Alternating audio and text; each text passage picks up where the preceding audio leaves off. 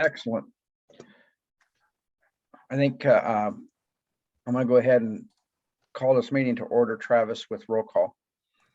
Okay, so we have present is Board Member Chair Joe Pictionary, Board Member Chrissy Hollett, Board Member Howard Saxon, Board Member Matt Keating, Board Member Mike Fleck, Board Member Jenna Nee, Board Member Joe Burney, Board Member Terrence Fitzpatrick, Executive Director Steve, Finance Director Julie, Mary Bridget Smith from City of Springfield, myself, Travis Knutson, LRAPA staff.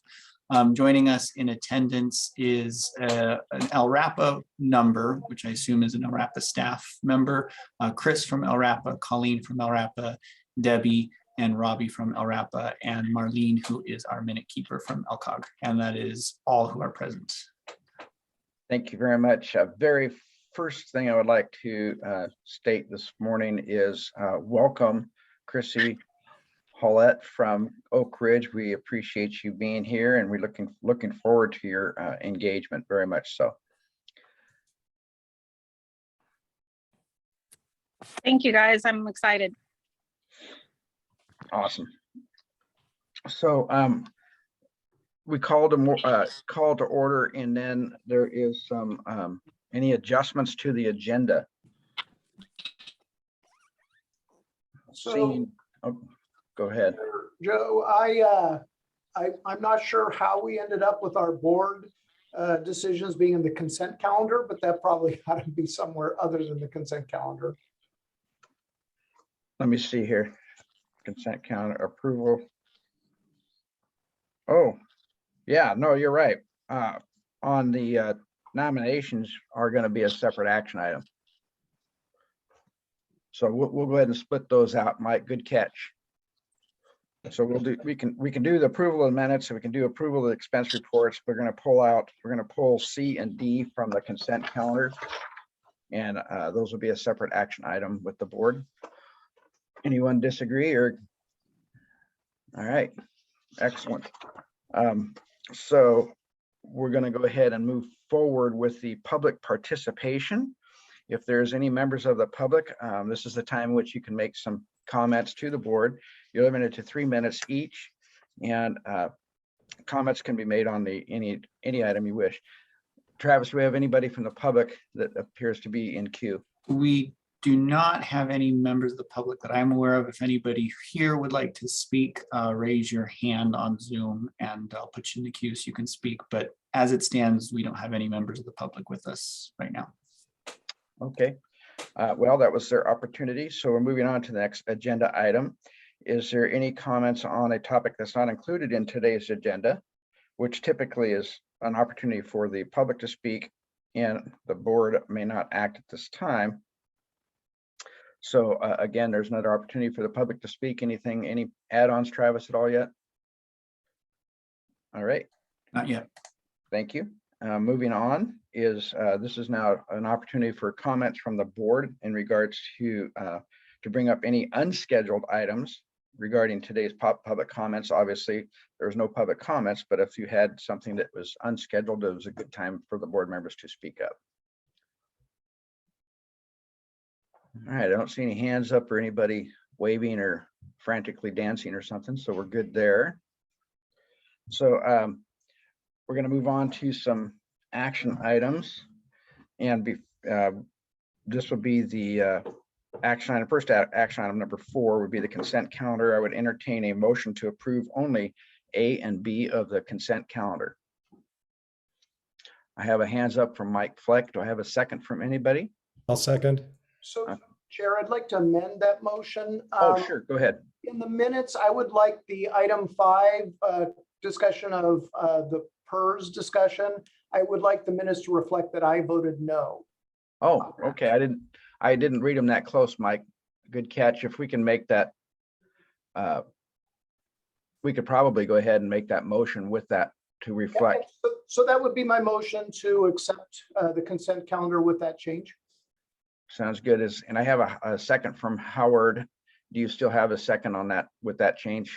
Yes, I see your hands up. And Terry, I saw you wanted to check it or second it, but the Howard got in just a split second before you did, buddy.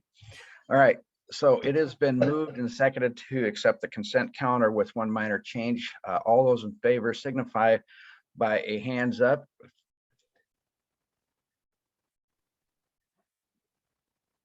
And let's see, I see everybody. Okay, and I see Chrissy. Looks like it's unanimous.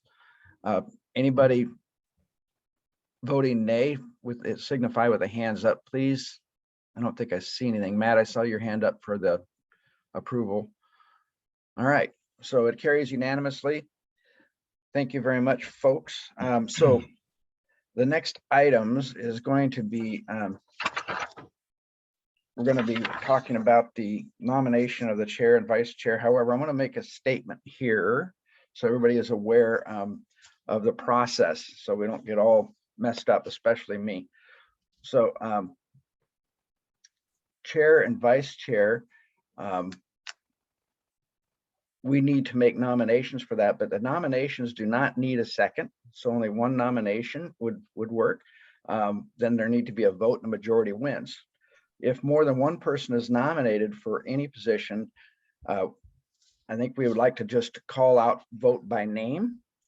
And then instead of holding multiple votes in that process, that sound reasonable to everyone. This is coming from our attorney.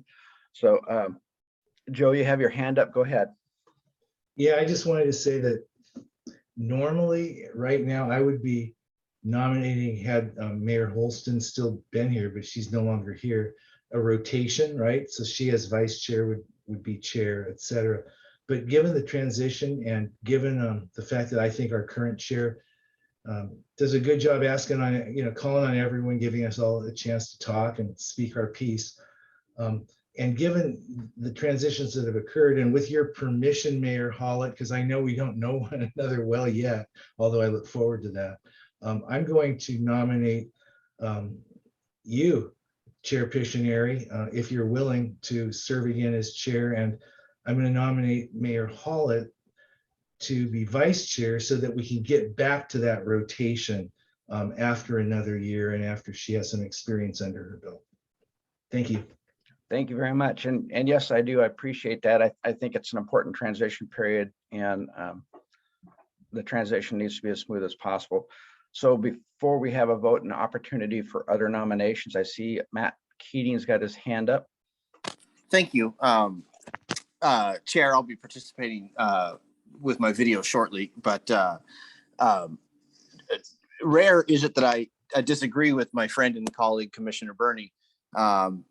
Chair, in no disrespect, I think serving 2 terms as chair, I appreciate your service, but I think that the board and the institution could use a fresh perspective, and I will be nominating Janine Parisi to serve as chair.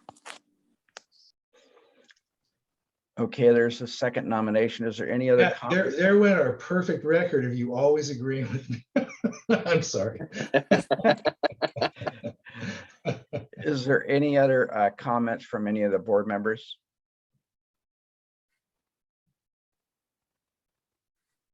Okay, so we have myself and Matt to clarify. So there's a nomination for Chrissy as vice chair. So I'm going to hold the vote for the chair and then hold a vote for the vice chair separately. Yeah, they're not a slate how I read the agenda. Right. They're 2 different. I think we got a little ahead of ourselves nominating vice chairs when we haven't finished the business of chair. That's okay. Mike, you had your hand up. Go ahead. So I guess we should check with Janine and see if she's accepting that nomination. I just joined this meeting, so what's going on? Well, you're the new chair. I mean, par for the course, right? But so, yeah, we have a new position, Janine. I'm surmising that I should not have been late for this meeting. We have a new position for a person to help install an air meter up on top of South Sister, and you were nominated? Yes, let me hike up to the top in bare feet. I would do that. In all fairness, Matt Keating had nominated you to be chair in lieu of me. Joe had nominated myself and Chrissy to keep the, what was those words you used, Joe? Well, you can tell her what the reasoning is behind your Oh. nomination. Okay, I'll give you my synopsis, Janine. Originally I was going to nominate Kathy Holston as chair because she served as vice chair. Yes, of She's no course. longer with us. So Sadly. my rationale was for continuity. I think Joe's done a great job, so I nominated him again if he was willing, and nominated Mayor Hollett as vice chair. And Matt Keating has disagreed with me for the first time in his life. And I'm just kidding, it's not. And he nominated you as chair for a second person as chair. And he said that I got ahead of myself in nominating 2 offices, but I was just looking at the agenda. But I think that catches you up. And Thank you very you've been much. asked if you will accept that nomination from Matt. Yes, well, thank you for catching me up and putting me in this very awkward situation. You know, I've served as chair of this board for a number of years, and I'm happy to do so again, but I have no doubt that we're in good hands with the other astonishing JP in our group, and I guess we just vote and see where it goes, and I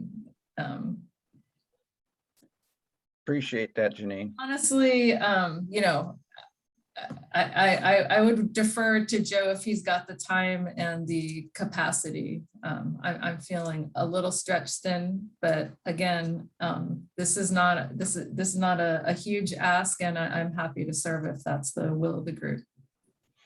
Thank you very much, Janine. And yes, I do. I have a huge interest in this group too, and I've always made enough time for it as much as needed. So, okay, so let's go ahead and hold a vote. All those in favor of keeping me remaining as chair for this next year, raise your hand by signifying aye by your hand up. And I've got Terrence, Mike, Janine, Chrissy, Mike, Fleck, and Jenna and Joe. So I think that is everyone. I didn't see Matt Keating up, but we'll go ahead and let's see. I guess that's majority vote. Should we go with the nays or Mary Bridget? Just good enough? I'm here. I thought maybe board member Keating, I cut him off if he was going to say something. Oh, he's Yeah, I see his, thanks. And by the way, I'm in the queue to participate via video. If I could be let in, Travis, I'm oh, on. we need to let him in. Well, if we could let him in as a panelist. That way you can see me. Hang on.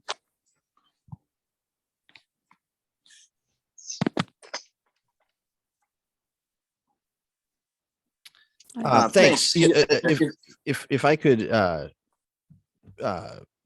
just make an observation. Chair Piscineri, I again respect your service. I think it was a little unfair for someone who was running for chair to run the election for their own reelection. A, B, the way that was handled. You know, I respect Janine's accepting of a nomination and deferring to your leadership, but folks supporting your candidacy, and you in particular got a chance to speak to it more than if we just had a straight up election. And I would long for a little more fairness in the future. I think for the integrity of the board and the institution, we should just be a little more thoughtful about how we run these elections. So I'm voting in favor of Janine. I'm clearly in the minority. Doesn't mean that I won't support your efforts and our collective and individual efforts. But I just long for a little more fairness in the future, please. Okay, well, thank you. Your concerns are noted. I think Mary Bridget, you were at this point, or is this satisfactory? Or do we have to do one more step in regards to the chair position? No, I think we're good. We have the votes recorded for the chair position, and you can move on to the vice chair. Okay, so based on Matt's comments, is the vote still legit? Let's put it that way. Okay, whether I voted in it or not, and whether I spoke in it or not, it's a legitimate election. Unless the board feels differently and wants to have a motion and discussion about that. And Chair, for clarification, of course, you can vote in it. You ran the election, you spoke to your own candidacy in a way that could be interpreted as unfair. No one's arguing. I'm certainly not arguing. I hope it's not being interpreted that you wouldn't have a chance to vote as a voting member of this body. But I think we can move on. And of course, I accept the results of the election. Okay, good enough for me. Mary, Bridget, that's all straightforward and good. Okay. Yep. I just want to make sure everything is always legitimate, and I'm okay. I'm always okay with people bringing up concerns for sure. I'd rather take care of them now than trying to have to backpedal with a bunch of work down the road. And I'm sure Mary Bridget appreciates that as well. Okay, moving on to the next nomination and election of the vice chair. Yeah, go ahead, Joe. Well, Mike Fleck has had his hand up a few Oh. times. I haven't seen it. Oh, all I was going to say is, I served with Janine, as vice chair for a number of years, and certainly my only direction leading for Joe Piscineri in this is that, Janine had expressed that she's overwhelmed. I'm certainly overwhelmed and I get it. But this certainly has nothing to detract from her abilities or history in that role. So I just wanted to make that very clear that I don't look at this as any sort of mandate or anything. The chair leads the meeting. They help with the agenda process. Occasionally they glad hand, a little bit, or welcome new county commissioners like our esteemed Mr. Burney here. But beyond that, like I said, I don't want this as any reflection, that I don't fully support Janine as well. Before she can even comment back, I completely concur. I totally look up to Janine. I've known her for many years, and I've worked with her on this board as her chair. Look at her. She's gonna I'm gonna make her even more rad. She is an amazing person, and I would never think otherwise than that. I look up to her a lot. So Joe, go ahead. Well, I really hope the minutes do not include any of this dribble, so. I think this is prompted by Matt's comments, so I really want to say the same thing. Janine, keep that paper handy. I've learned a lot from Janine. Janine has a wealth of experience, and in that I nominated Chair Piscineri for a second term, I just want to explain, it wasn't voting against anyone. And here's the thing, if my bandwidth is pretty narrow too, I mean, we're all so busy. And I remember the last year of the search for a new director, of the orientation and et cetera. And you just don't know how much time this is going to take. So I'm just appreciative that either of you are willing to do it. And I don't share the unfairness comment, but that's okay. I mean, we all should be allowed to voice our opinions and express them and move on. So thank you. Thank you, Joe. I think we're good. Everybody's good to move forward on the vice chair nomination and selection. I think anybody have, Matt, go ahead. Well, it's Janine Parisi Day. I'm nominating Janine for vice chair. Okay. The nomination, and then I think, Joe, did you want to go ahead and restate your nomination for vice chair, or are you going to be hold off? It's your call. Oh, you know what? I'm going to hold off and let I've talked too much. I'll just vote for whoever's nominated. I had nominated Mayor Hollett so that for a learning curve, but I'm good either way. Well, then I'll go ahead and again, not to take away from Janine at all. I think it'd be a great segue for Chrissy to come into LRAPA, and then I would work closely with her to bring her up to speed. And so I would nominate her as vice chair. So is there any other nominations for vice chair?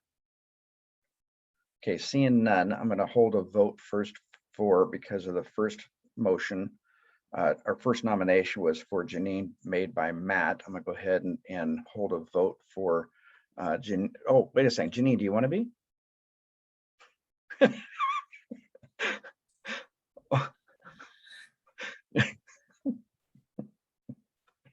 You guys are killing me. I know. It's like Yeah, sure. I mean, I really, again, I'm not gonna say the whole thing again. If that's the will of the board, feel free. So your schedule hasn't changed since then, and if the board wants. Okay, we're gonna hold a vote for all those in favor of Janine, raise your hands. And I've got Jenna, Joe, Howard, Janine, and Matt. That is 5 people. Is that the majority? I can't keep track of all of my face images here. Do we have a majority on that 5? Travis? Yes, 5 is majority. Okay. So Chris, you'll be a continue as a director. So that's still fine. And then by majority, Janine is now the vice chair, effective. When is that effective? Just immediately? Travis, Mary Bridget? I believe it's going to be for March, because February is when it was done last year, to start in March, and it's a year term. So I think that vice chair or the chair and vice chair terms begin in the month of March. Okay, and Jenna, you have your hand up still. Is that for for something else? No, it's not. That was just, I Okay. forgot to bring it down. I just don't ever want to miss Thank you. anybody. So yeah, Thank you. you bet. All right. So the nominations and elections are completed. I'm moving on to the next agenda item. That was all that we pulled out of the consent counter, so we're finished with that. So let's go over some reports. Item number 5 is the multi-year budget forecast for 22 through 26. Point of order, Joe, we Yeah, missed oh, our go. budget committee. We missed our budget committee appointments. Oh, those I learned, hang on a second. They are, let's see, just follow the motion process to appoint for both the committee. Okay, you're right. So we need to have motions to appoint the budget committee members. And Travis, if you would do a intro on those. Sure, yeah, I'll, excuse me, share my screen here so we can see. So the budget committee first meeting will be in March, and each board member has their own appointee to the budget committee, which is a 3-year term. Debbie went through and highlighted vacancies that are upcoming for this year and reached out to board members to find corresponding appointees for the budget committee. They're here on the screen, the budget committee appointee for each board member, and the only one we do not yet have is from Commissioner Joe Burney on his appointee. Got it. Am I allowed to defend myself? No, I don't think any words are going to help you at this point, Joe. Go ahead. I have someone who would be incredible, and she works for Columbia Bank, and she's a Springfield resident. However, Columbia Bank is now going through a merger with Umpqua Bank, and until that is settled as it relates to time constraints, we're waiting till the end of next week. So with the board's indulgence, and I would also like to say, Mayor Hollett, I still look forward to working with you, and still look forward to seeing your leadership emerge on the LRAPA board, and congratulate you on your mayorship. But that's why you don't have it from me yet, Travis, and you won't until the end of next week. She would be superb, but we have to wait. I'm okay unless we cannot wait. Well, I guess we're going to have no choice. We're going to need to wait. And Julie, you're there. So if I pull off the 5th person, we can move forward. Mary Bridget, in regards to appointment and timing wise, is there enough time to appoint this person at the next meeting and still have them involved in the budget committee? Or do we need to make some sort of adjustment? And I'm not sure how that adjustment would be made if we can't do it on the next meeting. I'm looking forward to Mary Bridget or Julie Lindsay. I just think from a legal perspective, you can do it at the next meeting if the timing works out. So then you can appoint the whole slate. Wait until the next meeting to do all this. Is that what you're saying? If that's what the board and the executive director want to do, that would be fine. Chair Joe, Yeah, go ahead, Mike. What we would want to do is open our regular meeting, make those appointments, and then, pause that meeting and go into budget. So then they would be appointed. So we'd have to adjust our agenda a little bit, but it's not a big deal. We've certainly done it in the past. Yeah, my only concern would be, delaying it this for a month, Mike, too, would be getting them, can we get them the information that they may want or ask and gets that communication open before the appointment, Mary B?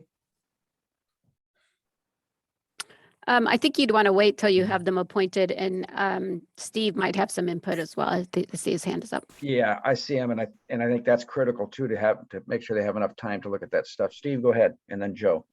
Yeah, Chair Joe, members of the board, I wanted to bring up, from looking at previous minutes before both Julie and I were actually here, there seems to be quite a bit of activity with new either board members or actually budget committee members that are new to the exercise, new to their service, that have a lot of questions that tends to, I don't want to say bog down, but add more time to the budget meeting discussions. When some of this can be taken care of, we're totally in line with having a separate meeting with new board members and budget committee members, with LRAPA doing the bulk of the orientation and a lot of explaining and preliminary Q&A from the new members that may save some time during the regular budget and board meetings. That's what I was thinking. Joe, go ahead. Can you hear me? Yeah. What if we accepted my nomination pending her ability now? So because in a week she'll know. And then if she is unable to, then we can do what we're talking about. Does that make sense? Mary B, it's fine with me. We can appoint her and then she can quit, so to speak. And then we can do a very quick turnaround appointment for a single position. Okay. Should I just let you know who that is then? Yeah, I see Mary Bridget nodding. So Travis, you ready to scribe that down? This is a hell of a support team. Mary He looks Bridget nods, the chair does what she says, and Travis is the, okay, I'm sorry. My appointment, if she's able to, is a woman named Michelle Weber. Michelle was recently appointed by Governor Brown to the LTD board, and she's the treasurer of the LTD board, and she works at Columbia Bank. And she wants to do this, but if it's just a matter of how the merger impacts what she can do. So I would like the board to know that, and hopefully accept Michelle Weber as my appointment if she can make it. Yeah, I know her personally. She's great. That'd be a good addition. So now I think Travis, if you can throw that document back up on the screen, the shared screen, and yeah, Mike, go ahead. Mr. Chair, I move that the 5 nominees be appointed to the Budget Committee for whichever terms are appropriate. And I'll leave it at that. Second. Yeah, was that Matt? You seconded it? Yep. All right. So based on the screen that Travis has shared with us, that those are the 5 nomination names, and he's putting in Michelle Weber's name now. And it's been moved that those 5, correct me if I'm wrong, those 5 nominees be appointed to the Budget Committee for 1, 2, or 3-year terms reviewed each year. All right. So it's been moved and seconded. All those in favor, raise your hand, signifying an aye. I see everybody's hand up, and anyone with a nay, no, and there's Chrissy, and anyone with a nay vote signify by the same with raising your hand. It appears to be unanimous. Thank you, Mike. And Mike has got a hand up for another motion. Mr. Chairman, I will move that Julie Lindsay be appointed as the budget officer for the fiscal 23 budget. Do I have a second on that motion? Second. And I have a second from Matt Keating. Thank you, Mike. Thank you, Matt. We have a motion to approve.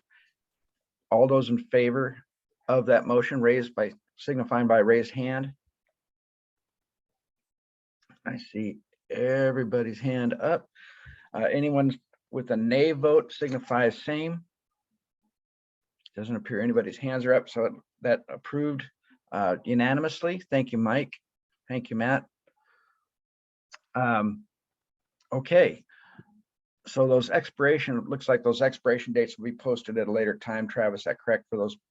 Okay, so we can now commence all communications with those new appointees. That'll be great. Give everybody a jump start. And I agree with you, Steve, that should work out much better. All right, so moving down to the advisory committee, item number 6, please. Well, Chair Joe, members of the board, I think we skipped the review of the multi-year budget forecast. It was a carryover from the January meeting because we did not get to it.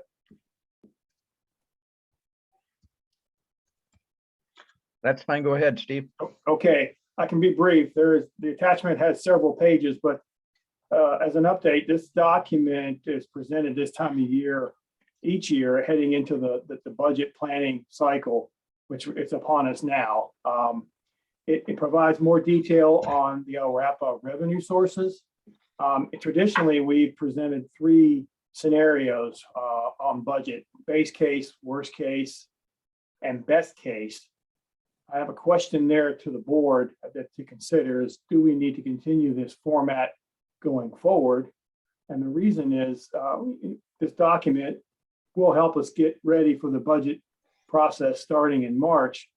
But similar to other government agencies, with the goal of possibly conforming with the Government Finance Officer Association. It's a distinguished budget presentation. Normally, those governments do a best projected budget to streamline the process and to understand the budget in its entirety in one pass rather than 3 scenarios. But I'm bringing that up because one of the other goals, I think, with making improvements to LRAPA and the board and how we work together, Julie and I have discussed that what I mentioned earlier is the government agencies, other government agencies out there, like City of Eugene, for example, they try to have conformity with that Government Finance Office, or GFO Association. And to get that award every year, you have to meet certain criteria. So it's something to consider, as well as whether or not we want to have the base case, worst case, or best case scenario as a way to present the budget. So I'll pause there. And I have Mike, go ahead. Well, I'll have to say, I've always thought this was kind of a wasted effort. I would agree with Steve and Julie on this, that, making assumptions based on what ifs, really, the budget's going to be based on what we expect to happen. And obviously you have to adjust as we go. So I don't know that I've found the value in this report anyway. I do want to kind of make one comment. As I was reading through our funding areas, it talks about the local funds in the last sentences. However, for the 23-24 fiscal year, the board agreed to developing a new methodology that includes service level as part of calculation. I absolutely don't support that. And I'll give you a couple reasons. Most of our efforts right now are in Oak Ridge, and for a small town to try to pick up this sort of percentage of our budgets would just not be something that is, I think, just and will reflect our needs as a county to address the air quality issues we've had there. Plus, I also look at this as being a disincentive for people reporting violations. If you know that your fees are going to go up by making complaints, could theoretically somebody say, well, we don't want to see any more complaints because our prices will go up. I know that that's a stretch, but I don't support that.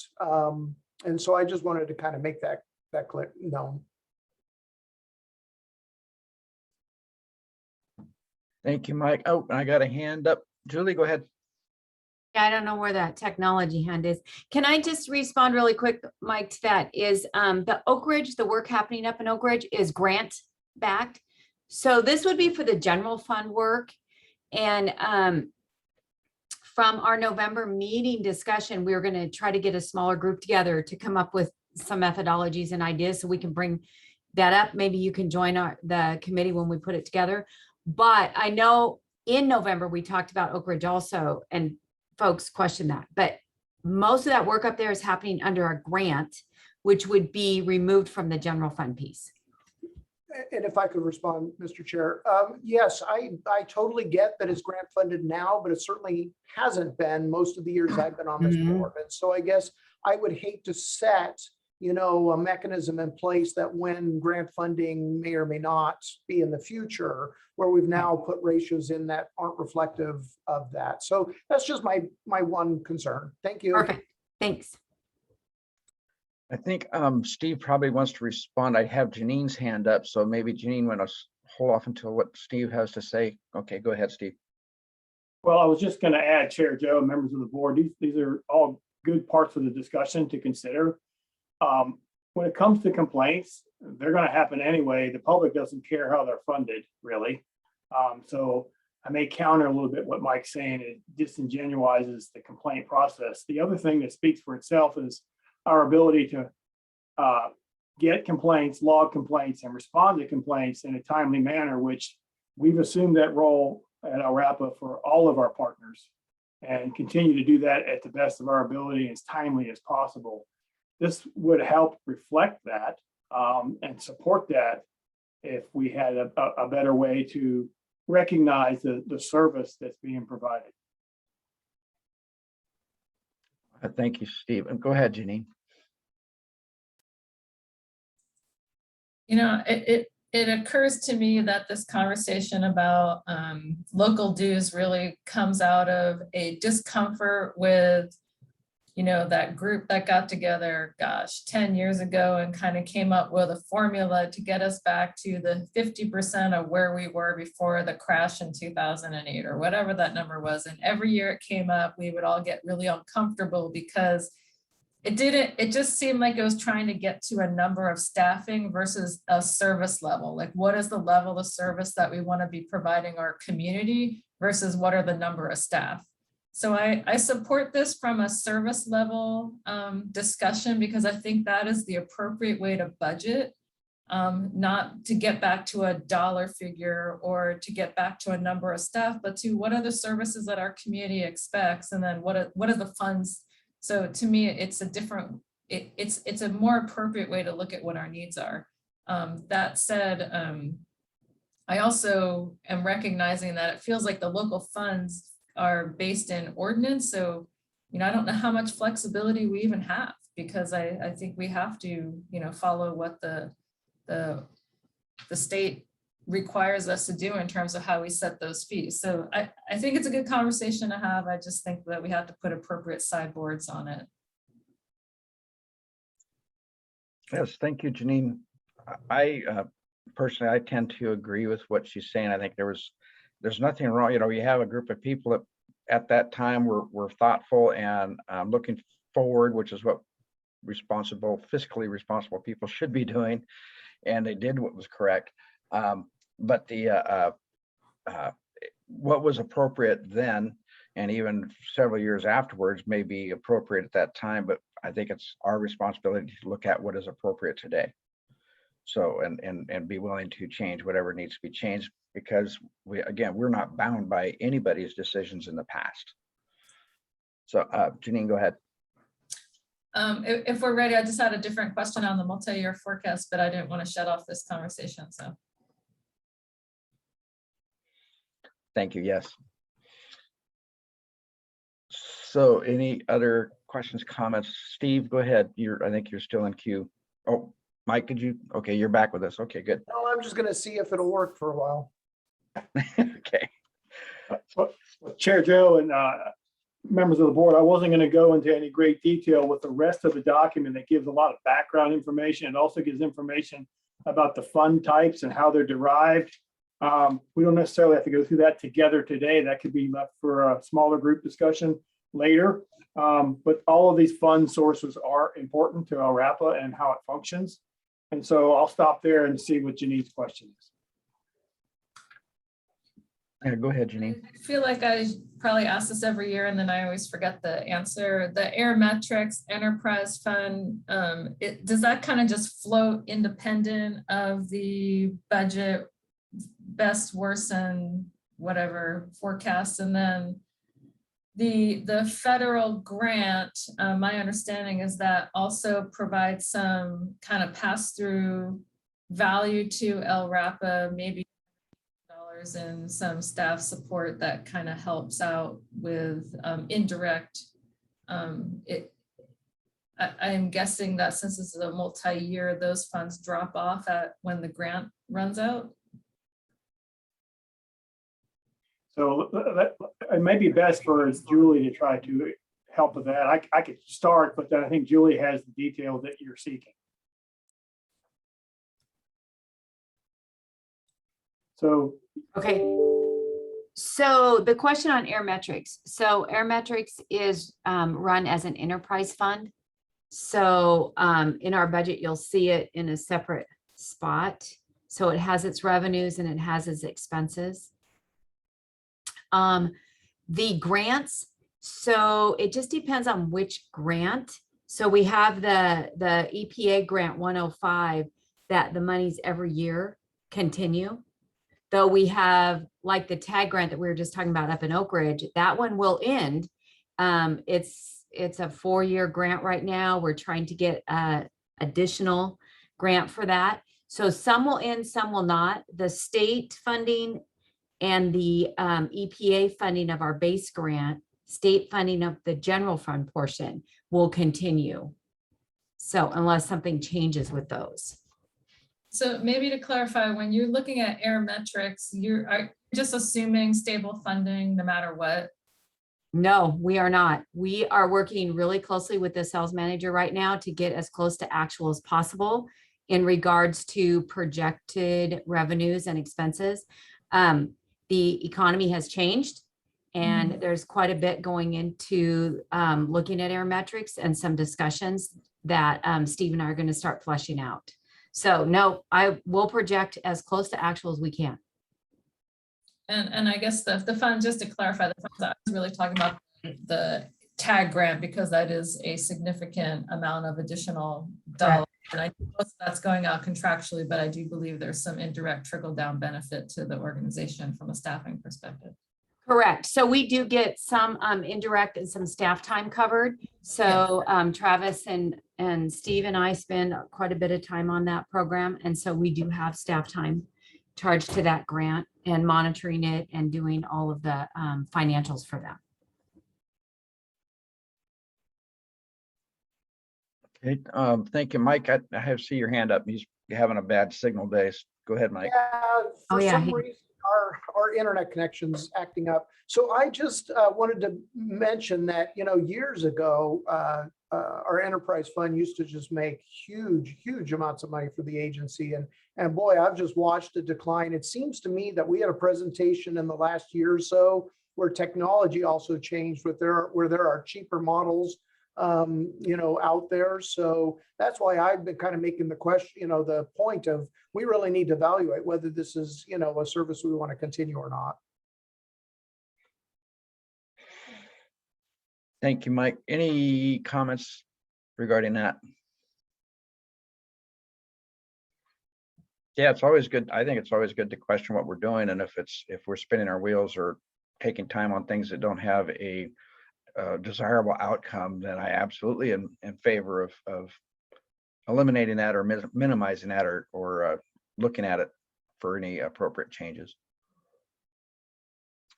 So that's something maybe Julie, Steve, if you want to look at that and come back to the board in regards to, okay, we looked at this, we looked at the inquiry from the board members, and this is maybe some areas we can make changes that will be helpful or more helpful or less harmful, whichever, in regards to staff time, because it's always important to watch that as well. Steve, go ahead. Chair Joe, members of the board, that's exactly what we intend to do in the short term as well as the long term. When we do get to look at the document a little bit later here in the meeting, you'll see that's one of the director's goals to reevaluate Airmetrics and how it's funded and how well it's doing. Good. Sounds good to me. Got head nods from most everybody. Okay, great. Next item. Would be the advice, Steve, are you done with the multi-year forecast? Okay. Next item on the budget committee or advisory committee report, please. Yeah, I don't see Jim Daniels in the attendance list. Usually as the chair, he gives that, but Chair Joe, with your permission, and Steve, I'm happy to do that, or Steve, if you want to do that, we can give that report. Chair Joe, members of the board, I'm just, Travis can take that if you want. Okay, Travis, go for it. Sure, I'll share my screen. The advisory committee continues to work on the small, essentially the leaf blower conversation, which has been more of a shift in conversation to small motor use to apply to things such as lawnmowers and other type items. Currently, the board has been, or the Citizens Advisory Committee, excuse me, has been researching different approaches or different uses or ways to community members could consider utilizing gas-powered tools versus electric tools. And the discussion continues on the positives and negatives of such things. And I believe that they intend to, in the next advisory committee, come decide on a recommendation for the board and bring that back to the board on approaches that LRAPA and this board can take to whether it's an informational campaign or whether it's another efforts to help to eliminate or remove opportunities for people to use gas powered tools in Lane County. Okay, thank you. We weren't necessarily looking for a recommendation, just research on their part. Am I correct? Actually, Chair Joe, we were hoping to get some kind of, not necessarily conclusion, but what their findings are, which may lead to some choices. Oh, okay. So Which I is a know that- recommendation for clarification. Okay, so they're not at that point. It looks like at this point. Not yet, no. I forget the month when this began, but the last few months, December, there was no meeting, but it's been mostly still in a researching an outward looking phase before turning internally and wanting to work on recommendations or otherwise.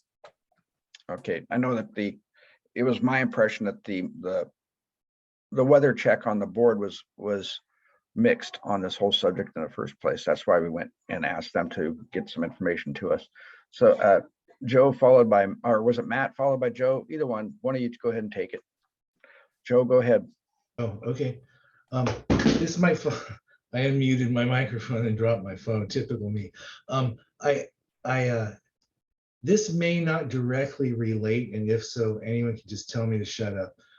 But at our last meeting, I recall, and I saw in the notes on the material, there was a request to more completely fill the advisory body with additional voices, and I just didn't know if this was the time, if this body took that up, or if that's just going to happen with staff. So thank you, Chair. Yes, thank you, Joe. And I think that's going to be a future agenda topic item to figure out the best time and place and way to put it on the agenda. Thank you. Matt, go ahead. Oh, and then Travis, or unless Travis, you want to jump on before anything else. This is just more in response to Commissioner Burney. LRAPA has made some effort to increase awareness of the open vacant seats. We did get with the Active Bethel Community Neighborhood and their email newsletter that they send out. I provided materials to them to include in their newsletter, highlighting those open positions. And we've had social media posts about it as well. And Misty Frost, who was a board member, has applied to the Citizens Advisory Committee, and that application was received, I think, this morning or yesterday. So we'll likely see her back here to be appointed to the CAC, if that's what the CAC would like to send to the board. Chair, just to respond to that. Well, if I may, I think the call was not for the same representation, but for broader and different representation. So an offer to you, Travis, instead of just staff going to the usual sources, my offer, and I may be speaking entirely for myself, but is to give me the announcement. I'll be glad to put it on my social media and see if there could be more people that were interested. but that's all. Thank you. Sure. I'll outreach to you and send that stuff your way. And other Yes. board members may have that ability too.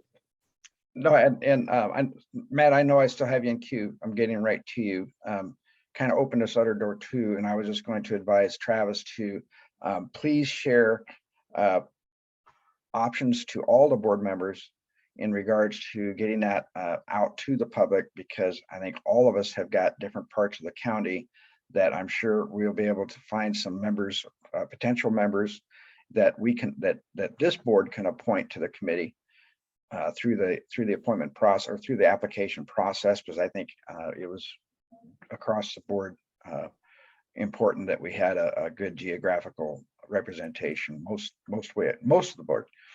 Matt. Go Thanks, Chair. You Yeah, bet. it was curious that in the packet I was alluding to when we last met, it made clear that the geographic representation should not be the primary source of consideration, that the expertise and ensuring the broadest, widest array of participants is paramount. That being Never said, used- I Yeah, really I appreciate. never used the word primary, so it was just as part of the consideration. I appreciate making clear that the materials that we would be distributing or using to promote said openings would be shared with us, so we could kind of utilize all our channels to ensure the widest array of participants. The last time that particular committee met was January 25th. I might understand they always meet on the fourth Tuesday of the month, Travis, and the next meeting would be February 22nd at noon. Yes, not so much the fourth Tuesday, but the last Tuesday of the month. Copy that. Okay. But February 22nd is the next opportunity. It's a noon meeting. Correct. Okay. Thank you. I got Janine, you're next.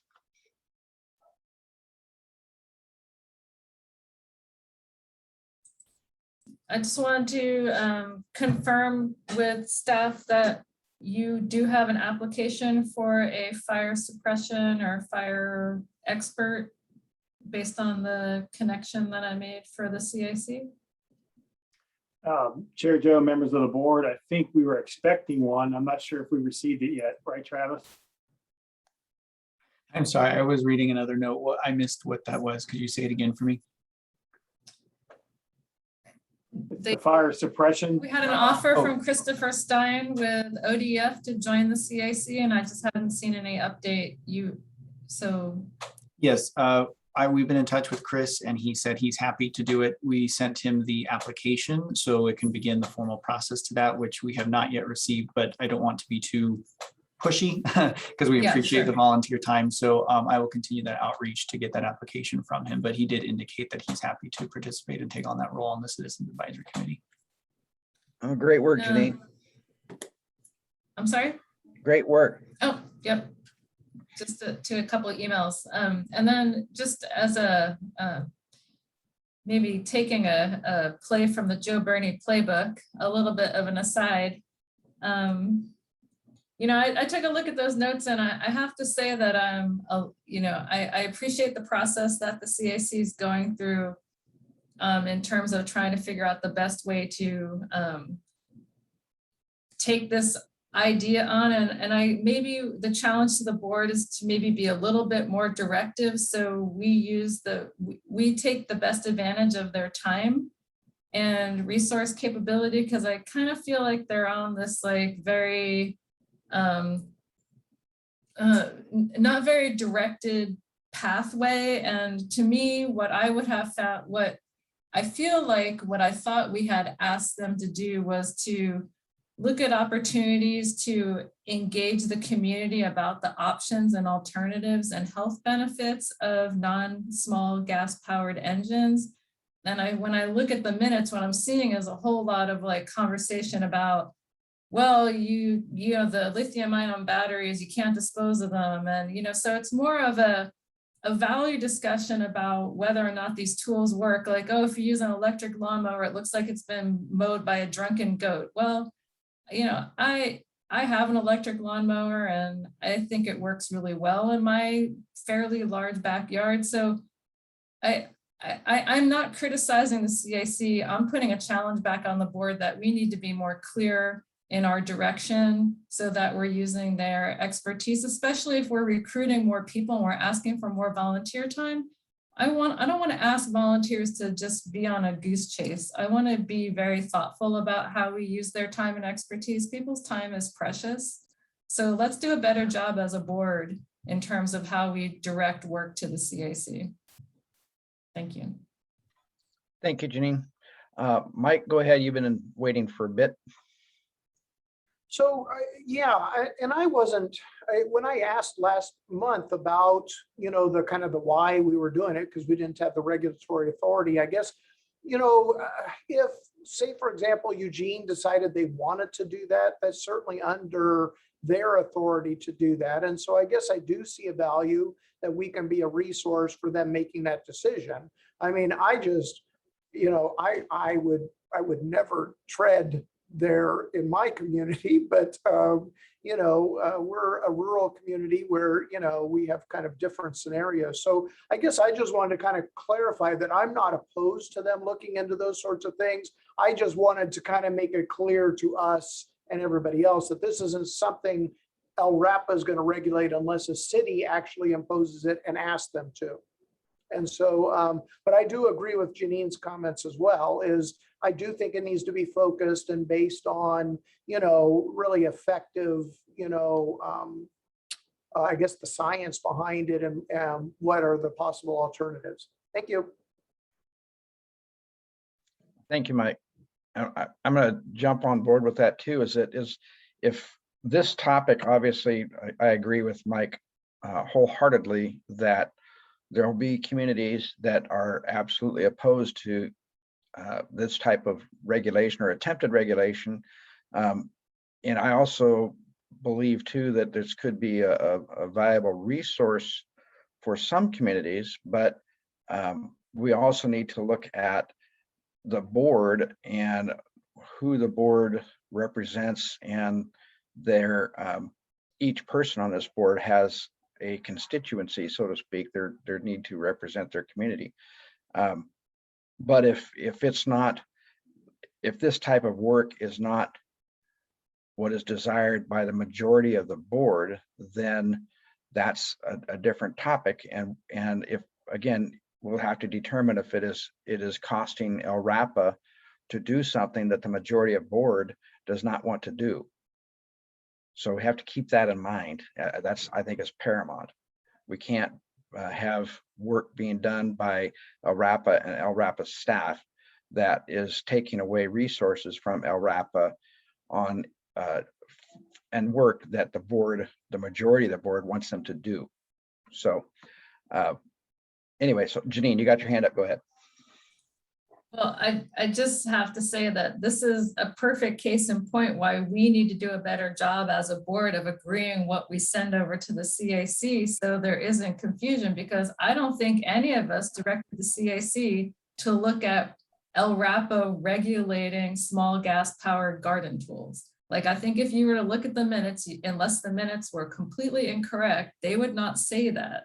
So, the fact that we're worried about them spending time coming up with a regulatory approach is wasting our time because we didn't ask them to do that, right? So I'm just saying we need to get more clear. So we're not even, I think we're concerning ourselves with something that we didn't even ask for because we know that LRAPA doesn't have the authority. My recollection was that we asked them to take a look at what's available on the market and could there be a broad-based education effort that would make sense for LRAPA to spearhead with some other partners to let people know that there's options, and some of those options maybe have health benefits and potentially quality of life benefits.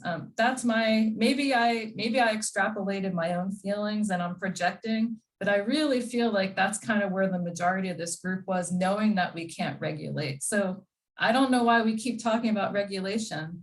Apparently, maybe the CAC thinks they're talking about regulation. We need to be more clear as a board. Thank you, Janine. I do specifically recall you stating it in that way, and it took on, at least in my mind, it kind of took on a perceived as a regulation, bent on regulation, or even more comments or some comments from some board members may have appeared that way, but I think you're right. You're exactly right that the majority of the board was a-okay with them looking at some educational piece that would be beneficial for all the citizens in the entire region, that may make them make more informed decisions as to what they want to do with them, and not LRAPA saying this is what we want you to do.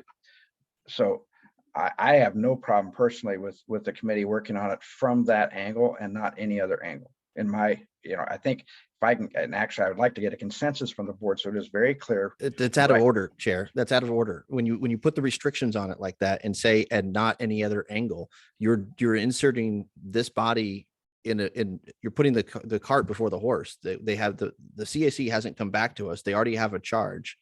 And for whatever reason, you're acting out of order, in my opinion, by attempting to change the charge that this board has already given the CAC.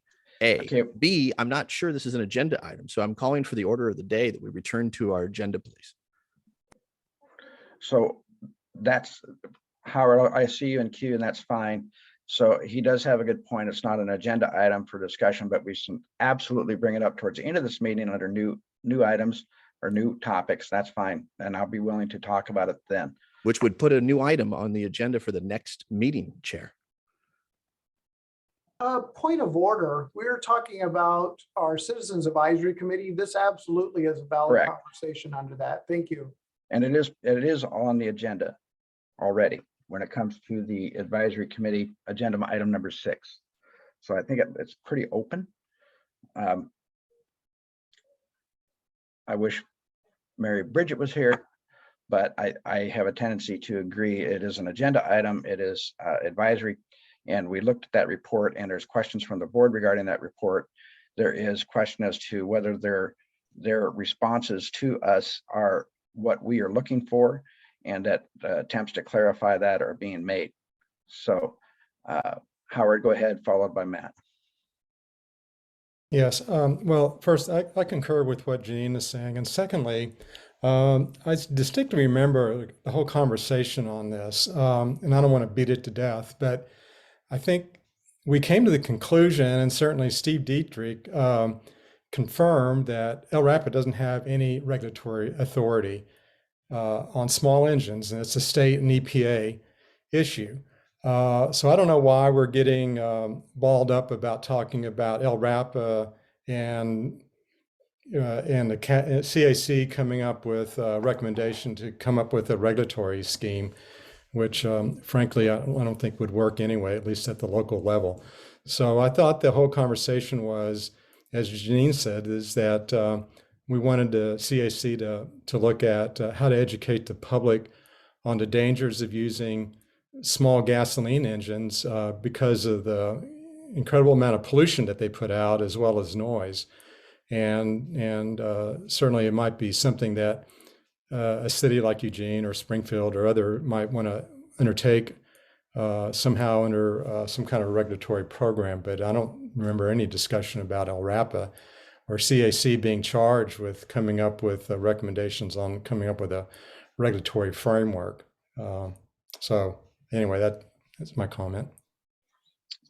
Thank you, Howard. I think directors are responding back to what they're seeing, what the commission or the committee is sending back to us. And I think that's also what probably had Janine had her concern, and that's what concerns me. And it's I don't believe, I disagree in regards to Matt, what you said. We're not taking an action here, and because the committee was given the charge doesn't mean that this board cannot change that charge anytime it desires. That committee serves at the pleasure of the entire board.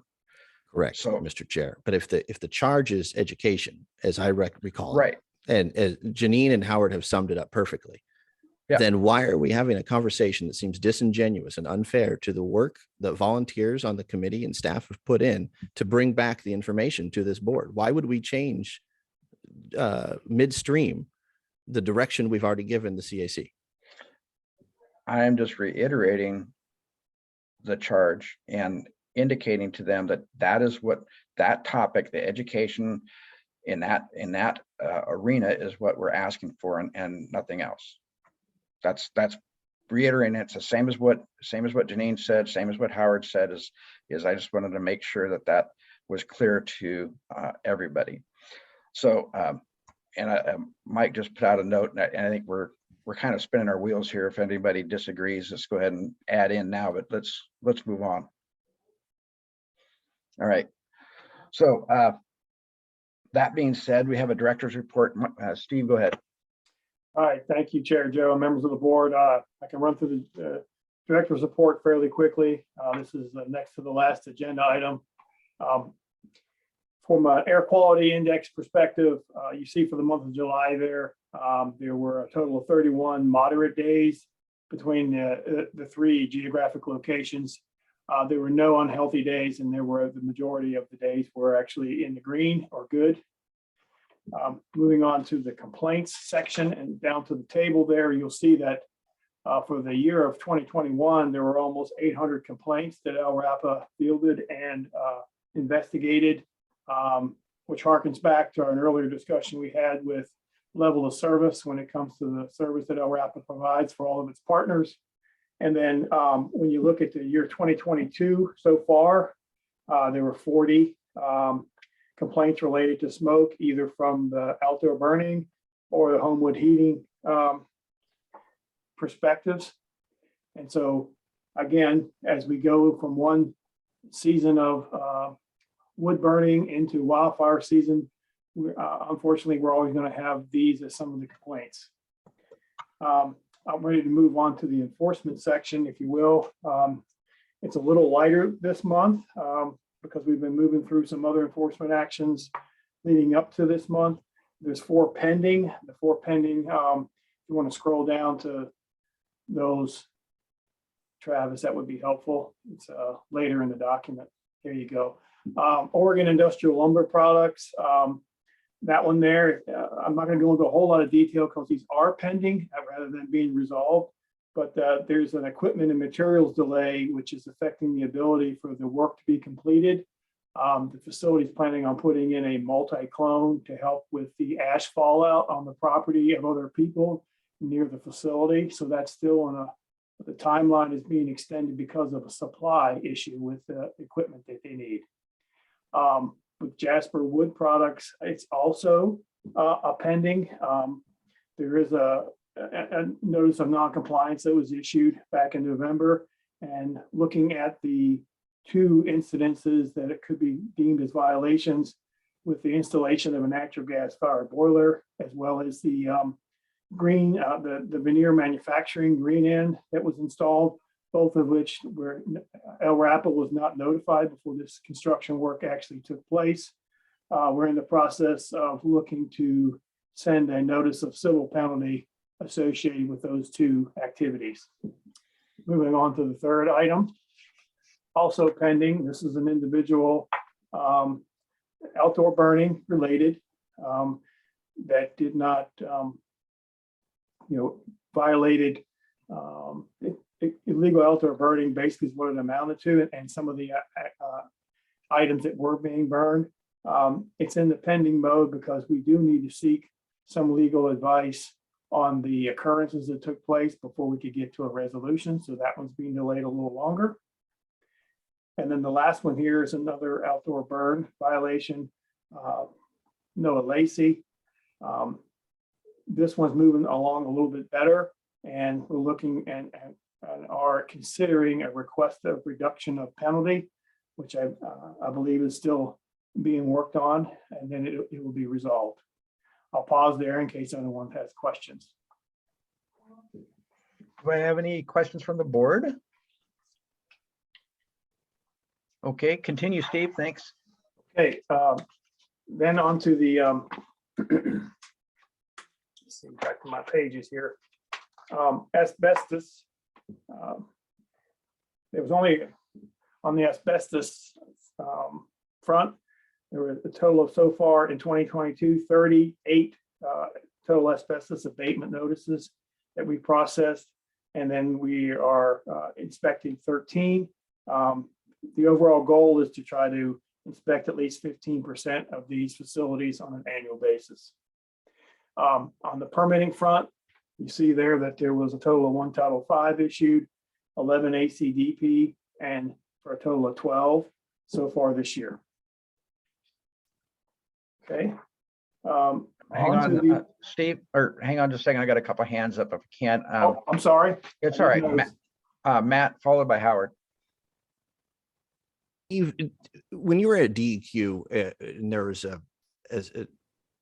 asbestos inspection statewide, do they have a similar goal of 15% across the board? Is 15% adequate? And what sort of staffing would be needed to bump up inspecting just 15% if needed? Chair Joe and members of the board, and Matt, I don't know what the goal was at DEQ. Unfortunately, each regional office, which they have 3 regions at DEQ, were staffed quite a bit differently. And so their ability to address asbestos from an air quality perspective versus the other complaints that air quality would actually handle, it's a little bit fuzzier when it comes to DEQ because some of the asbestos rules are housed more in the solid waste or special waste sections of DEQ rather than air quality. So I can't really give you a firm answer there to help you with your question there. Okay, and then what we're doing here is 15% adequate for our purposes? Would you, as director, long for boosting or bolstering that? And if so, what sort of resources would that take? Well, Chair Joe, members of the board, the 15% is a goal. We actually exceed that by more than double in most years. So I think we're closer to 35, 40%. So we're staying ahead of that overall goal. Of course, the workload fluctuates seasonally, especially when it comes to things like school renovations versus individual resident reservations or renovations, as well as other businesses. But we're way ahead of that goal. Okay, helpful. Thank you. Okay. Hang on. Question, Howard? Howard, real quick. Yes. Not real quick, but Howard. Yeah, with regards to permitting, has J.H. Baxter formally requested their Title V permit be canceled? And what's the status of that? Chair Joe and members of the board, good question. Good question, Howard. First of all, J.H. Baxter is not a Title V facility. They're actually an ACDP in size. They're smaller source when it comes to emissions. Everyone knows by now that they've shut down their operations from an air perspective. Their air permit is, I believe it's a simple or a standard ACDP, and it doesn't expire until July of 2023. They have not asked to cancel that permit, mainly because when you're trying to sell a facility, you want to show that you have permits and compliance that's in good standing. So that's the short answer. Thank you. Okay. Steve, go ahead and proceed.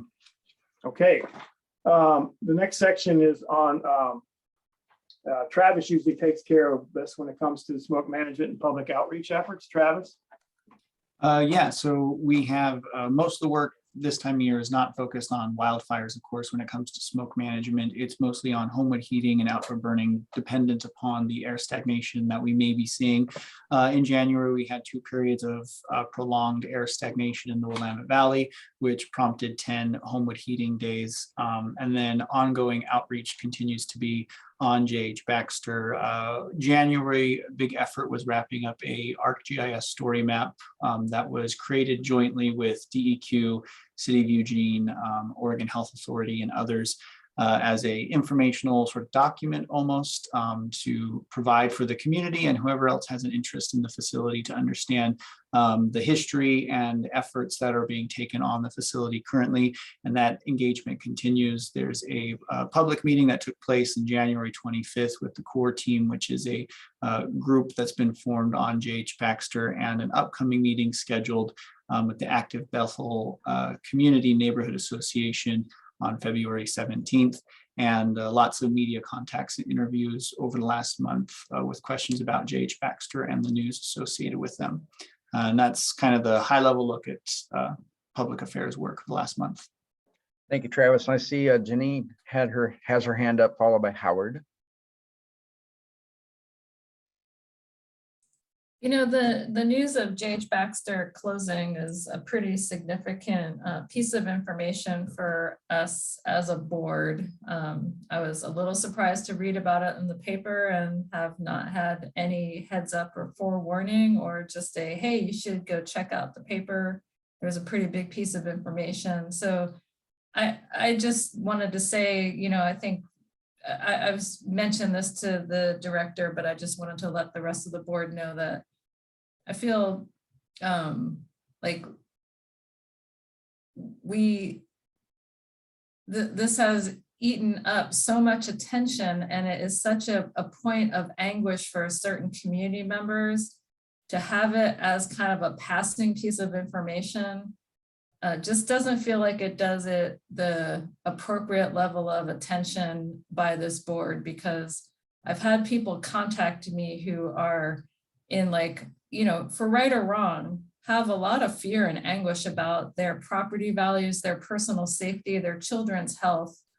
And I'm incredibly disappointed right now, to be honest, about how we have been kind of kept informed as a board as this process has moved forward. And now, you know, people are out of work and there's probably a brownfield site that, and I'm really unclear, you know, what that means. I'm assuming that there's still liability and responsibility on the behalf of Baxter to continue remediation work, but that, you know, hasn't been discussed. But and maybe this is new business, and I don't want to, you know, go off on another tangent and get myself in trouble about sticking to the agenda. But I just wanted to say, just in transparency, because I did have a small conversation with the director about this, about my own kind of personal, like, I don't feel like I've been brought along on this the way that I would have expected.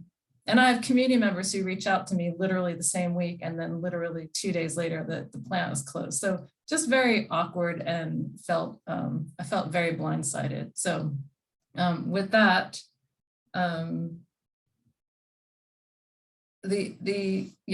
stop there. Thank you, Janine. And just as a little background too, is that Steve and I spoke about that very same thing in regards to your inquiry and whatnot. And I think that was a good thing to bring up. And I think he's got plans to make those modifications, and it's a point well taken by the director. So not to get out of queue. So Howard, followed by Joe. Yeah, good point, Janine. I would agree with your commentary. But as a positive, I just wanted to let Travis know, I looked at the J.H. Baxter storyboard that was put together, and I thought that was very excellent, very good interactive piece there, and provide a lot of good information, I think, at a level that a lot of people can digest, because it is very complex when you're talking about human health and risk assessment and air toxics and all that. Even those of us that have worked on it sometimes have to go back and refer to the regs and stuff, because it is such a complicated, highly technical area. So I just want to compliment you and all the folks that worked on that. I think it's a good piece, and hopefully people in the community can have access to that and be able to, you know, get a little more informed about all the issues and things that's going on out there. Thank you. Thank you, Howard. Joe, go ahead, followed by Mike. Well, for everyone that's been wondering, my political party is the Get Along Party.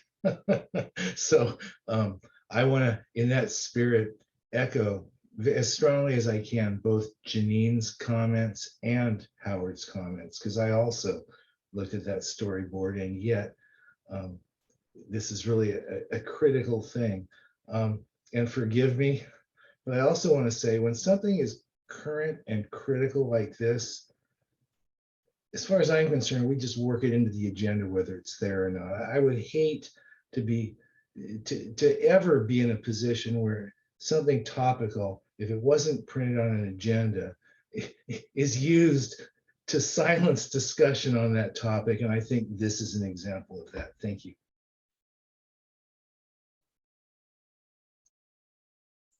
Thank you, Mike. I'm sorry. Thank you, Joe. Mike, go ahead. I would echo all of the previous comments. Travis, great job. I looked through that. I thought it was wonderful, but I think that to be objective, I've always been a supporter of LRAPA because in part, because if we can keep our air quality good, it actually allows business to operate within, regulation. And at the same time, I had this conversation with Steve early on in his tenure that I fully expect us to bring the hammer down on those who do not follow the rules. And I guess in that, I'm just wondering if, there were anything else we could have done. Because I know for myself, if it's portrayed as, gosh, this industry was smelly and people moved around, I'm going to lend to the, gosh, they were there first. But if there are health issues, that is where it is our job to make sure that we are protecting those folks. And I'm not suggesting we didn't do everything, but I think a review of that is always appropriate because people's health is paramount, and that is what we are here for ultimately. And so I just like, and once again, I agree with everything that's been said. Great work, but going forward, are there any red flags that, and I know we have Cleaner Air Oregon, but is there anything else that we should be looking at? Thank you. Thank you, Mike. Excellent point. You stole some of that out of my brain, is that I think this is a great opportunity. It's a perfect experimental or test tube or whatever you want to call it in this particular circumstance with Baxter, is that as an agency, we may see this as an opportunity to say, okay, this is the kind of the history of it, which we got that paper, and is what went well and what didn't go so well, and where can we make some improvements. And Janine brought up one which is valid. That's something where we can totally grow from. And instead of looking at this as some, in shame or whatever words you want to use, let's look at it as that, hey, this is a great way to look at how LRAPA did and what did we do great, what did we do okay, what can we improve on, or what should we never do again. And I think this is a great opportunity, and I would love to see the consensus of the board to see if the staff can come up with something like that for the board to participate in or to look at. I see Mike is nodding his head. Joe says okay. Terry says okay. Howard, Matt is there he is. There's a thumbs up. So I think Steve, I think that's actually direction from the board to grab this and use the resources you need to use within reason to come back to the board and give us an executive summary, a basic, I call it a tactical debriefing, but I'm through in a different world. So I think that'd be great. So Chair Joe, members of the board, you mean like in LRAPA's involvement with the JH Baxter, which is still ongoing, what could have happened better, or could we have done better, or if the circumstances wouldn't have allowed anything better to happen, state that as well? Yes, it's and as Janine just commented, is that from that storyboard that you put out is a very huge step towards that, but I don't know if it really covered what could LRAPA have done a little better, or how can we make some improvements in LRAPA process that would have improved the outcome from either side of the point of view. Right. Okay. I will also like to add, these are all good points that the board's bringing up, and it's part of my learning process as well, is how much should I involve the board with all of the processes we do at LRAPA. I understand this is a high profile facility that's in the news a lot, but most of the facilities we deal with aren't in this kind of spotlight. So those are the kinds of things that, I've got to figure out where is LRAPA supposed to draw the line with the board with everyday business versus the courtesy or the extra involvement that the board would like to see. Maybe that's something we can explore together. This is an example of maybe something that could have been done better from Janine's perspective, being blindsided or caught off guard. From that perspective, there's still things going on with JH Baxter. I believe I've been trying to keep Janine in the loop with some recent occurrences with Clean Air Oregon aspect of GH Baxter. There's also the Active Bethel Community Meeting scheduled for the 17th of this month that all of you could actually attend if you wanted to see firsthand, albeit most of the focus is on soils, and it's a DEQ ABC Active Bethel Community show. However, LRAPA will be there because inevitably there will be air questions that we could try to actually field while we're there. So you're more than welcome to attend that as well and hear it firsthand. We're also willing to talk about this in more detail as time goes on. If the board wants to do that in a different venue than this, or even at this venue, we can make it a agenda item, but I do think March and April are going to be reserved heavily for the budget. Yes, thank you, Steve. I think we're just wanted to be Baxter specific instead of holistically at this point. But it doesn't have to be a huge deal, but just some place where it shows that we have an interest to see the LRAPA performance, and if it's on par with the board expects, and if there's areas to improve. And we shouldn't be afraid to look at areas to improve. And it's not a matter of pointing fingers at anybody. It's just where can we do better? That's all. I thought I saw Joe's hand up. Okay, you're good. All right. Moving forward, and I apologize, we're at 1:42. Meeting's supposed to be done at 1:30. So unless we have anything else, we're at old business. So Steve. Chair Joe, members of the board, there's one more agenda item that is left that was carried over from last time. I could briefly introduce it and then you could study it some more and we can talk about it at a later time, which may be the most appropriate. This is on the director's goals, crosswalk with LRAPA's mission. You've seen most of the content before, but I'll pause there in case you want me to stop there. Janine's got her hand up. Let's see what she's got going.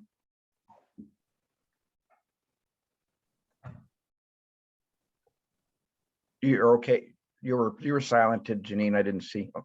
I'm sorry. I thought we were on a different agenda item, so I'll wait. Okay, Mike, did you have your hand up? I saw you flash your hand. Okay. Gotcha. Oh, I see what you're doing. All right. Steve, did you cover what you wanted to cover? I know you kind of got stopped short there.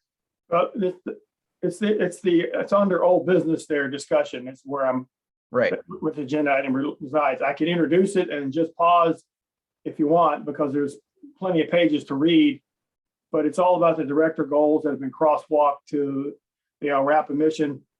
I could continue or just stop there. So I think, did you not include a lot of that in your in the packet?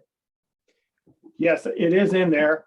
Right. I just wanted to point out that there were three back in November, I believe it was, after the initial round of the director's goals was supplied to the board in September.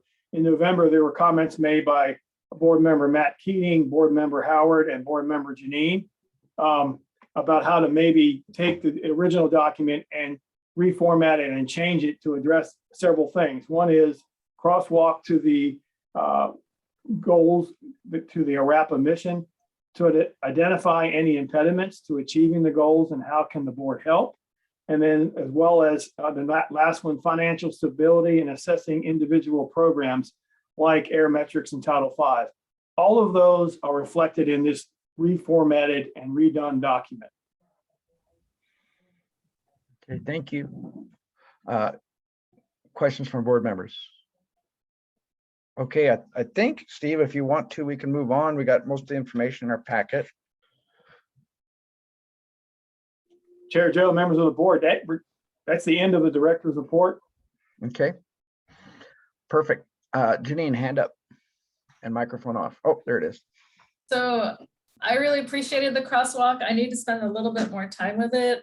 So thank you and I feel like this is an important piece of what the board needs to be doing, because to me, it sets the foundation for our first director's official performance evaluation. which I just wanted to note on our upcoming agendas is not scheduled. So we should probably be thinking about that. I think, Steve, you were with us beginning in April of 2021, is that correct? So we probably want to be thinking about any evaluation in the May timeframe, and to give you enough time to kind of like give us your sense of self-progress on your goals, and then give us some time to discuss it. So I just wanted to put that on people's radar as new business, because I don't see it on the upcoming agendas. And to really mess up and go backwards on old business, I just wanted to share with the rest of the board that I also had sent an email out in between, because I had one of those like wake up early in the morning. My mind was racing, and I asked Julie to confirm for me, and maybe this is more about when we get into budgeting, but this is following up on the PERS discussion that we had last month, so old business.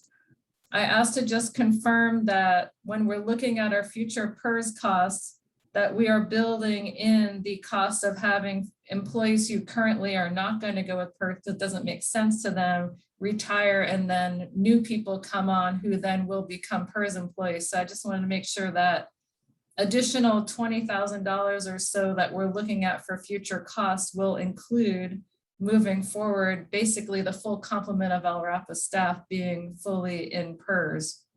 So I just wanted to share that I had asked for that information, and I don't know when I'll see it, but I assume the rest of the board would want to know that as well. Yes, thank you, Janine.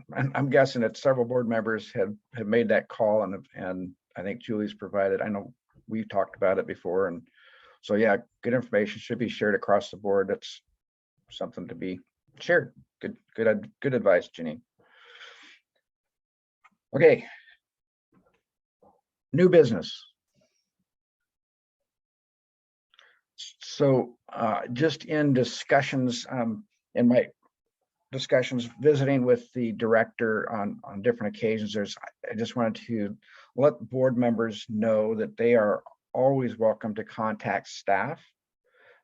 Should not ever hesitate doing that, but when that contact is made, to please be cognizant of there's a difference between inquiries and providing assignments. And I know we've got several new people on the board, and so I just kind of reiterating my annual type speech.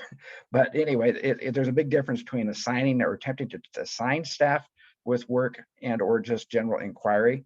So be very cognizant of that.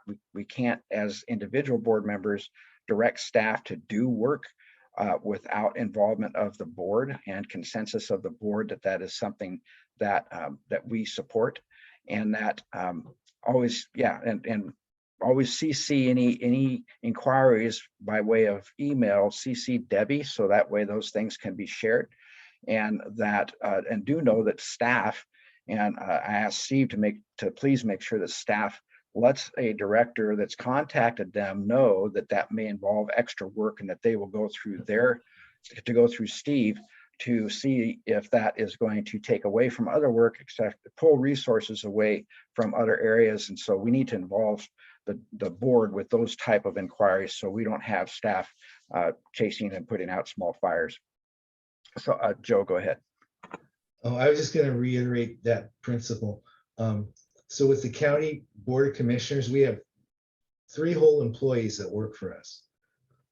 And every other one of the 1,700 employees at the county work for one of those 3 employees. So it's just an org chart. And by properly understanding that, we will ensure that our executive director doesn't go crazy. It's right. It's operating. Yeah. Okay. Or does it go crazier? Okay. Thank you. That's Mike. Go ahead. And it's actually worse than that. It actually can be an ethics violation. You know, I mean, it's one of those areas you want to be super careful about. My city, it's actually in the charter that if I interfere with the city manager, I can be removed from office. I mean, that's how big a deal our city makes it. And so, you know, once again, always asking information is wonderful, but we can't give direction without, you know, the full board acting on it. Yep. Yeah. Right. And it's in our Springfield charter, et cetera, but volunteer citizens on this board can't be removed as an elected official or off that type. It's a different type of deal ethics wise. But anyway, beat this horse enough. Just wanted to put that across there, and that staff will let you know if they think that may take some staff resources and that they want to go, that needs to go, and given the consensus from the board to move forward. Janine, go ahead. I really appreciate this, you know, the formal process and, you know, not having a bunch of questions coming in and trickling from all different places on the board, being aware, which is why I let the rest of the board know about my inquiry. So in consistent with that, do you feel, Chair Joe, that the board needs to kind of ask this question of staff in a more formal way, or Steve or Julie? I just wasn't clear about it, and I figured it would come up in our budgeting process. But if this group wants to be more formal in that inquiry, I think it's an important piece of information. Maybe I just misunderstood. So I'm just asking for some clarification there. I think I'm just speaking in generalistics, and not having to, you know, set down a step-by-step thing. I think I'd like to be able to keep our group as, you know, informal, formal, so to speak, following the rules, but and being respectful of others, and still have that ability to communicate without having to worry about, did I, you know, call this number first, et cetera, et cetera. I think that's where the board's at. Am I correct by head nods? Yeah. I'm getting mostly everybody's nodding. I got Matt, go ahead. Are we searching for a solution to a problem that doesn't exist? The email that came in this morning from Janine, I thought was a perfectly acceptable email requesting information. Did I miss something? Yeah, I'm chuckling because it has absolutely nothing to do with that email at all. Can we have some ideas to what we're alluding to here? Because I feel that I'm in the dark, and I don't want to head nod to something that I'm unaware of. We have new people on the board. I just wanted to make sure that people on the board, and even old people on the board, are aware that by contacting staff, that they have to be cognizant of the difference between just an inquiry versus an assignment of some sort. Nothing more than that. Is anyone doing that at present? It's nothing more than that, Matt. Yeah, I'm aware. Is anyone doing that at present? We have nothing going currently that I'm aware of. Okay, great. So the direction was that I gave to Steve is to make sure that staff, if they feel they're being directed to do something or assigned to do something that will take more work than just a simple inquiry, then they're to contact Steve, so that way the director can be informed that that should be taken to the full board, as opposed to keeping it at something very low level. That's all. Okay. Steve, go ahead. I was just going to say, Chair Joe, members of the board, to date, right now, recently, we haven't gotten any other requests from any board member for any kind of homework assignment or any other question in quite some time. It's been a while. So that's all it was. Just an advisement. I think it was needed. Okay. Anything, let's see, new business. Anything else from new business? Would anybody object if I adjourn this meeting? I don't see anybody nodding. All right. Have a blessed, safe day, everyone. Thank you so much for being here, and thank you for going through all this. We covered a lot of ground today, so thank you so much. Have a great rest of your day. Thank you. Bye-bye. This meeting's adjourned.